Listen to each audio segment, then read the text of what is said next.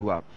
ملک ریاض کون ہے؟ ملک ریاض وہ شخص ہے جو اسلام آباد کے اندر اور راولپنڈی کے اندر عام ٹھیکیداری کیا کرتا تھا، اور ٹھیکیداری کے اندر اس نے بڑا پیسہ کمایا۔ پھر وہ ایک سوسائٹی کو اس نے ہیڈ کرنا شروع کر دیا، اور بحریہ کے نام پر سوسائٹی جب رجسٹر کروائی تو پہلے تو بحریہ کی یعنی نیوی کی باقاعدہ اس کو سپورٹ تھی، اور اس کے بعد اس نام کو اس نے اپنے نام ایسے کروا لیا کہ جیسے تمام کے تمام بحریہ اس کے قدموں تلے آ گئی۔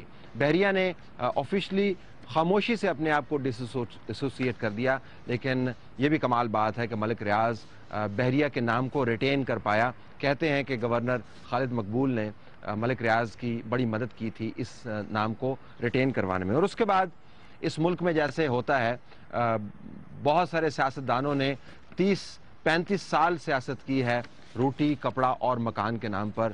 ملک ریاض نے ٹھیکیداری سے کام کا آغاز کیا اور اپنی سلطنت کو مکان کے نام کے اوپر ایسا تعمیر کیا کہ لوگ انگشت بدنداں ہیں، دنگ رہ گئے ہیں کہ اتنی ترقی اتنے کم دنوں میں۔ جو گھر یہ بناتے ہیں وہ گھر یورپ کے کسی بھی ولا سے کم نہیں ہوتے، جو فیسلٹیز اس کے اندر دیتے ہیں وہ کسی بہترین کینٹونمنٹ کے اندر بھی آپ کو نہیں مل پاتی۔ جو پیسہ ان کے پاس آتا جاتا ہے اس کا حساب نہیں ہے۔ ملک ریاض کے بارے میں کہتے ہیں کہ پاکستان کا کون سا ایسا سیاستدان ہے جو ملک ریاض کو سلام نہ کرتا ہو؟ پاکستان کا کون سا ایسا پاور بروکر ہے جو ملک ریاض کی ہٹی میں سے گزر کے نہ جاتا ہو؟ عمومی طور پر خیال یہ کیا جاتا ہے کہ anyone in Pakistan has to necessarily go through Malik Riaz. Malik Riaz کے بارے میں مقامی کورٹ کے اندر ایک تحقیق ہوئی جو ریکارڈ کا حصہ ہے، 99 پیجز پر مبنی وہ رپورٹ موجود ہے۔ اس کے اندر بتایا گیا کہ انہوں نے زمینوں پر قبضے کس طریقے سے کیے اور لوگوں کے حقوق پر غاصبانہ طور پر حملے کس طریقے سے کیے، اور جو غریب لوگ تھے جو ان کی طاقت کے سامنے ٹھہر نہیں سکتے تھے ان کو انہوں نے زمین سے بے دخل کس طرح کیا، اور ٹیڑھی میڑھی زمین کو صاف ستھرے پلاٹوں میں تبدیل کر کے اس کے اوپر محل نما گھر کھڑے کر کے لوگوں کو اپنی طرف اٹریکٹ کیا۔ And now he has become in the English term a zillionaire, it's not even bill, it's zillionaire. اب ملک ریاض اس کیس کا مرکزی کردار ہے۔ اس کے بارے میں جو صحافیوں نے بیان بھی داخل کیے ہیں ان کا کہنا یہ ہے کہ میرے پاس ویڈیو ٹیپس موجود ہیں جس کے اندر ڈاکٹر ارسلان سے ان کی بات چیت شاید ریکارڈڈ ہے، ٹیلی فون کنورسیشنز ریکارڈڈ ہیں جس میں یہ پیسوں کا لین دین ہو رہا ہے۔ یہ تمام کا تمام مواد انہوں نے صحافیوں کے سامنے رکھا، اور اب وہ ملک سے باہر گئے ہوئے ہیں۔ چیف جسٹس افتخار محمد چودھری اور اس ملک کی تمام عدالتوں کے سامنے اب بہت بڑا چیلنج ہے۔ ملک ریاض جو ٹھیکیدار سے ملک کا ٹھاکر بن گیا ہے، جو آسمان کے اوپر خدائی کو تسلیم کرتا ہے لیکن زمین پر کہتا ہے کہ میں سب سے بڑا طاقت کا سرچشمہ ہوں، اس پر ہاتھ ڈالنے کی بات ہے۔ کیا عدلیہ اس کے اوپر ہاتھ ڈال پائے گی؟ کیا اس نظام کے اندر اتنی جان ہے کہ ملک ریاض سے پوچھے کہ اس کو کس نے اختیار دیا کہ دولت کو ریوڑیوں کی طرح بانٹے اور پھر دندناتا پھرے اور پھر بلیک میل کرے؟ یہ وہ معاملات ہیں جس سے اس نظام کا امتحان ہوگا۔ تو ملک ریاض کے حوالے سے بہت بڑا چیلنج ہے اس سسٹم کے لیے۔ ملک ریاض کے حوالے سے صرف سسٹم کا چیلنج ہی ناظرین نہیں ہے، ایک دو اور چیلنجز بھی ہیں جن کا میں ذکر کروں گا، اور سب سے پہلے میں بات کروں گا اپنے پروفیشن کے حوالے سے۔ صحافیوں کا چیلنج ملک ریاض کے حوالے سے کیا ہے؟ جب کیس یہ چلے گا ناظرین تو آپ دیکھیں گے کہ اس کے اوپر رپورٹنگ کس قسم کی ہوگی۔ آپ بہت ذہین ہیں، آپ اچھا برا اب سمجھنے لگ گئے ہیں، کوئی آپ سے دھوکہ کر کے صرف اپنے آپ کو دھوکہ ہی دے سکتا ہے۔ آپ ذرا بیانات کو غور سے پڑھیے گا، آپ ذرا پروگرام کی ٹلٹ دیکھیے گا، اور دیکھیے گا کون کون سا صحافی، کون کون سا تجزیہ نگار ملک ریاض کو کلین چٹ دینے کے چکروں میں ہے کہ ملک ریاض نے تو ایسا بیان نہیں دیا، یا ملک ریاض کا حکومت کے ساتھ تو کوئی تعلق نہیں ہے۔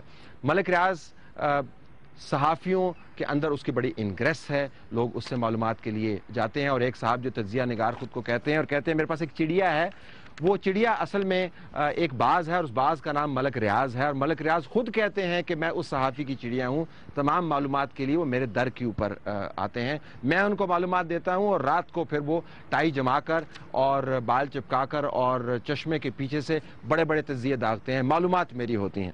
اب ان تمام صحافیوں کا چیلنج ہے کہ اگر ملک ریاض کے بارے میں یہ الزامات ثابت ہوتے ہیں تو ان کی رپورٹنگ، ان کے تجزیے ملک ریاض کے خوف، ملک ریاض کے لالچ، ملک ریاض کے طمع سے پاک ہوں گے یا نہیں ہوں گے. یہ امتحان ہوگا نہ صرف صحافیوں کا بلکہ ناظرین یہ امتحان ہوگا نیوز پیپر اونرز کا بھی.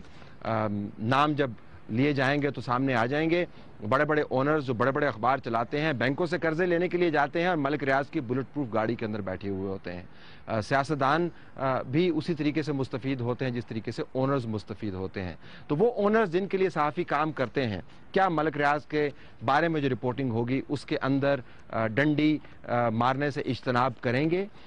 اگر وہ نہیں کریں گے تو آپ کو پتہ چل جائے گا کہ ملک ریاض کے ڈھانڈے کتنے پھیلے ہوئے ہیں، اس کی جڑیں کتنی مضبوط ہیں. اور پھر یہ بھی بات ہوگی اگر یہ معاملہ تپ گیا، اگر یہ معاملہ تپ گیا اور ٹھپ نہ ہو گیا اور ملک ریاض کو طلب کر لیا گیا اور رپورٹنگ کا ایک امتحان شروع ہو گیا، تجزیہ نگاروں کا ایک امتحان شروع ہو گیا، تو دیکھنا ہم نے یہ بھی ہے کہ کیا ملک ریاض ان تمام لوگوں سے فیور واپس نہیں لے گا جن کو وہ اتنے عرصے سے فیور دیتا چلے آیا.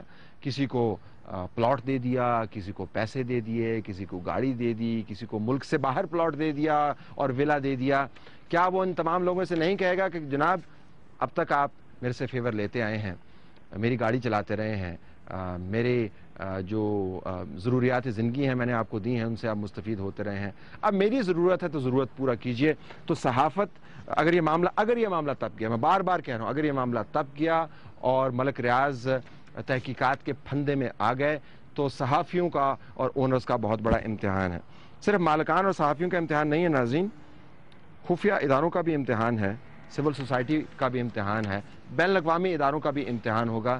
یہ کیس عام کیس نہیں ہے. اگر یہ معاملہ شروع ہو گیا تو نہ جانے کہاں جا کے رکے گا. بریک کے بعد آتے ہیں. پروگرام میں خوش آمدید ناظرین. وہ کیس جس کے اندر چیف جسٹس افتخار چودھری کے بیٹے ڈاکٹر ارسلان انوالو ہیں، اس کیس کے اندر ایک اور شخصیت بھی انوالو ہیں، ملک ریاض صاحب.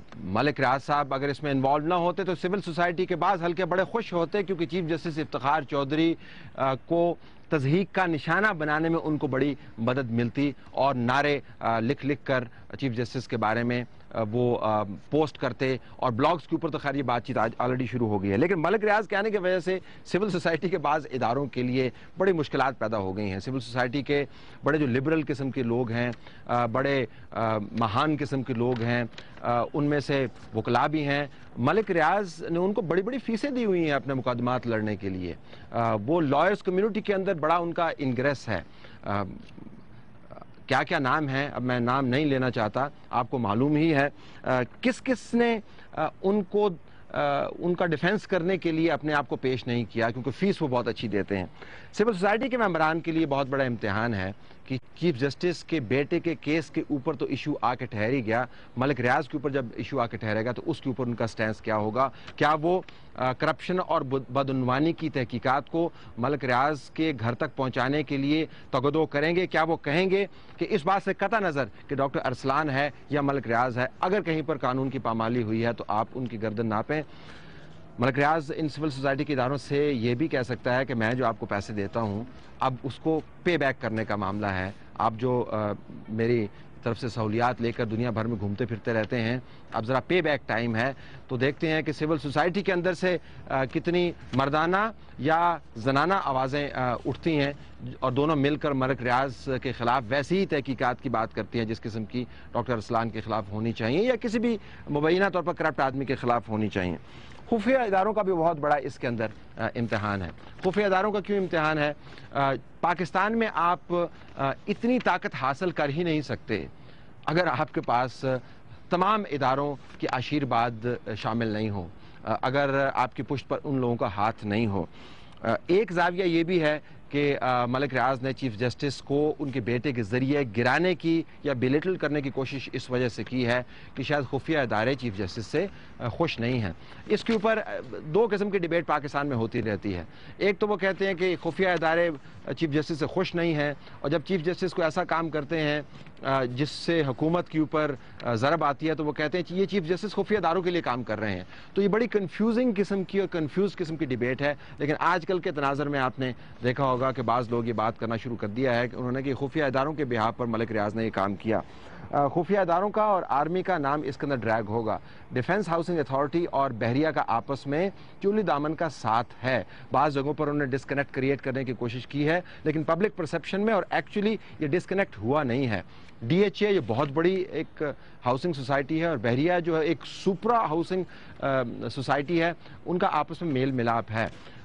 ہر دوسرا جرنیل جو ریٹائر ہوتا ہے وہ ملک ریاض کے لیے کام کرنا شروع کر دیتا ہے، اور ایک ایسا ادارہ جو اپنے ڈسپلن کے اوپر اس کو فخر ہے اور ہونا بھی چاہیے، وہ ریٹائرمنٹ کے بعد اپنے جرنیلوں کو کنٹرول نہیں کر پاتا کہ ایک ایسے بندے کے پاس نہ جائیے جس کے بارے میں تحقیقات یہ کہتی ہیں اس نے زمینوں پر قبضہ کیا ہوا ہے۔ زمینوں پر قبضہ کرنے والے کے لیے آپ کام کرتے ہیں، عجیب سی بات ہے۔ اس سے ایک پرسیپشن ڈیولپ ہو گیا ہے کہ ملک ریاض اور خفیہ اداروں کا آپس میں گہرا تعلق ہے۔ اگر اس کیس کے اندر خفیہ اداروں نے یا آرمی نے اپنا اثر و رسوخ استعمال کر کے ملک ریاض کو بچانے کی کوشش کی، اگر ان کے خلاف تحقیقات شروع ہو گئی تو لوگ یہ کہیں گے کہ اس ملک کے اندر حفاظت کا سب سے بڑا انتظام یہ ہے کہ اتنی بڑی کرپشن کریں کہ سب کو اس کا حصہ بنا لیں، پھر آپ محفوظ ہو جائیں گے۔ چھوٹی کرپشن پکڑی جاتی ہے، بڑی کرپشن نہیں پکڑی جاتی۔ ایک کو والے جرنیل کو پاکستان کے اندر اس کے اوپر بڑی تنقید ہوتی ہے، ہونا بھی چاہیے۔ جس جرنیل نے 2 کو کیے ہوتے ہیں جنرل مشرف نے، ان کو لندن کے اندر آرام سے فلیٹ مل جاتا ہے۔ تو پاکستان میں پروٹیکشن کرنے کا طریقہ یہ ہے کہ بہت بڑے پیمانے کے اوپر کرپشن کریں، سب اداروں کو ساتھ لے کے چلے۔ تو خفیہ ادارے اور آرمی اس کے اوپر کیا سٹینڈ لیں گی، یہ ایک بہت بڑا امتحان ہے۔ بین الاقوامی کمیونٹی کا بھی بہت بڑا امتحان ہے۔ یہ ایک عجیب بات ہے پاکستان میں کہ جو چور، جو ڈاکو، جس نے ملک کو لوٹا ہوا ہوتا ہے، جس نے آئین کو توڑا ہوا ہوتا ہے، جس نے لوگوں کے حقوق کی پامالی کی ہوتی ہے، جو پاکستان کو توڑنے پر مصروف ہوتا ہے، جو بین الاقوامی طور پر پیسے لیتا ہے، وہ کراچی، اسلام آباد، کراچی، دبئی، لندن یہ روٹ پکڑتا ہے اور آرام سے لندن میں جا کے بیٹھ جاتا ہے۔ بین الاقوامی کمیونٹی سے پاکستان کہ مہان پالیسی ساز اداروں کو یہ پوچھنا تو چاہیے کہ جی ہر مجرم جو ہے آپ کے شہروں میں جا کے پناہ گزین کیوں ہو جاتا ہے اور ہم ان کو واپس کیوں نہیں لا پاتے؟ اگر ملک ریاض، دوبارہ میں کہوں گا، اگر یہ معاملہ بڑا ہو گیا، اگر یہ معاملہ کھڑا ہو گیا اور ٹھپ نہ ہو گیا تو ملک ریاض باہر چلے جائیں گے، ابھی بھی باہر گئے ہوئے ہیں، وہاں سے ان کو واپس کس طریقے سے لایا جائے گا؟ اور بین الاقوامی کمیونٹی سے کیا پاکستان کے ادارے یہ پوچھ پائیں گے کہ ہمارا ملزم اور ہمارا مجرم آپ کے یہاں پر کیوں بیٹھا ہوا ہے، اور ہمارے مجرم اور ہمارے ملزم آپ کے یہاں کیوں بیٹھے رہتے ہیں؟ اپنے ملزمان کو تو مقدمہ قائم کیے بغیر آپ ڈرون کے ذریعے مار دیتے ہیں، مقدمہ نہیں ہوتا، ڈرون کے ذریعے مار دیتے ہیں۔ ہمارے جو ملزمان ہیں، جو مطلوب ہوتے ہیں، آپ کے یہاں پر وہ دندناتے پھرتے ہیں۔ ایسا کیوں ہوتا ہے؟ بین الاقوامی کمیونٹی کا بڑا امتحان ہے، نظام کا سب سے بڑا امتحان ہے۔ ناظرین، ہم نے اپنے بچوں کو بہت عرصے سے اور شروع سے یہ تربیت دی ہے، اور جو تربیت ہم نے خود بھی حاصل کی ہے وہ یہ کہ آپ نے لائن میں کھڑے ہو کے اپنے بل دینے ہیں، امتحان کے اندر آپ نے چیٹنگ نہیں کرنی ہے، حلال روزی کے اندر برکت ہے، دیانتدار کا سر بلند ہوتا ہے، جو خطاکار ہوتا ہے، جو قانون کی پامالی کرتا ہے، جو اخلاقیات کو پاؤں تلے رونتا ہے، اس کی دنیا بھی خراب ہوتی ہے اور اس کی عاقبت بھی خراب ہوتی ہے۔ پاکستان میں بہت عرصے سے ناظرین گنگا الٹی بہنا شروع ہو گئی ہے۔